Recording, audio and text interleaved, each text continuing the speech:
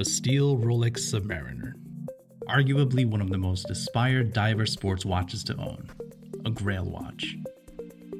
In this video, we'll be looking at the differences between three of the most common steel submariners on the market today. References 16610, 116610, and 126610. Let's dive right in. The 16610 was first released in 1987 and ceased production in 2010. It has a 904L stainless steel case, 40 millimeters in diameter, 47.5 millimeters lug to lug, and a case height of about 12.5 millimeters. Water resistant to 300 meters or 1,000 feet, with help from its trip-lock screw-down crown. The unidirectional rotating bezel is stainless steel with an anodized aluminum insert with a printed 60-minute scale and 15-minute graduation.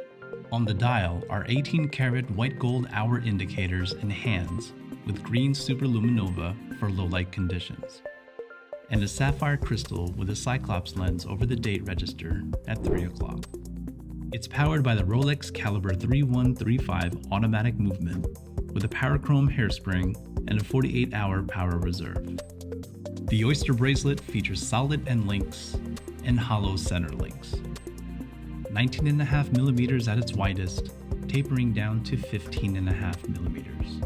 The Oyster clasp is embossed with oyster links and a Rolex crown, with tool-required micro adjustments and a diver extension that deploys when the circular indicator is pressed. This was designed to fit your watch over a wetsuit. In 2010, Rolex releases a completely new and redesigned Submariner date with the 116610. Dimensions and water resistance remain the same, but this sub wears larger on the wrist because of its maxi case with thicker crown guards and wider lugs. The bezel's been updated with a black Cerachrom ceramic insert with laser-engraved numerals and graduations coated in platinum. A maxi dial was added, increasing legibility with larger white gold hour markers and hands with blue chromolite luminescence. And the classic Calibre 3135 still powers the 116610. It's fitted with a newer Oyster bracelet with all solid links. Link dimensions are the same, but it's now equipped with a newer and larger Oyster lock safety clasp with a glide lock, providing 20 millimeters of extension. Then, in 2020, the all-new 126610 Submariner date is released. Now 41 millimeters in diameter, about 48 millimeters lug to lug, and 12.5 millimeters in case height. On paper, a 1 millimeter difference can seem significant, and this is no doubt a larger Submariner. However, to the naked eye, it's something you can barely notice without measuring.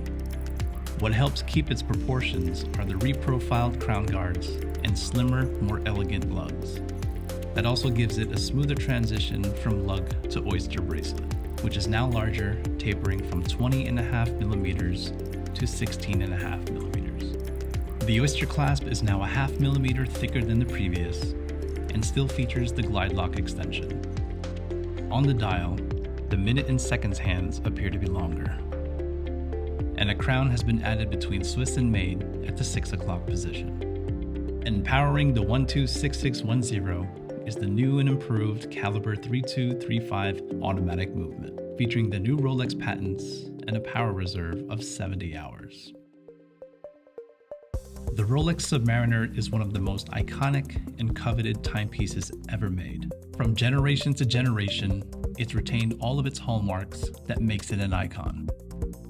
If you prefer a vintage, modern sub with classic proportions, choose the 16610.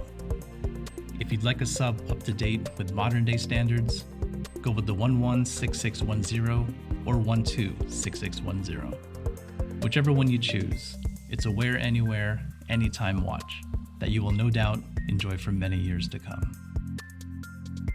Thank you for watching. For more information on these watches and to view and shop more luxury timepieces, visit DavidSW.com, your trusted source for luxury watches.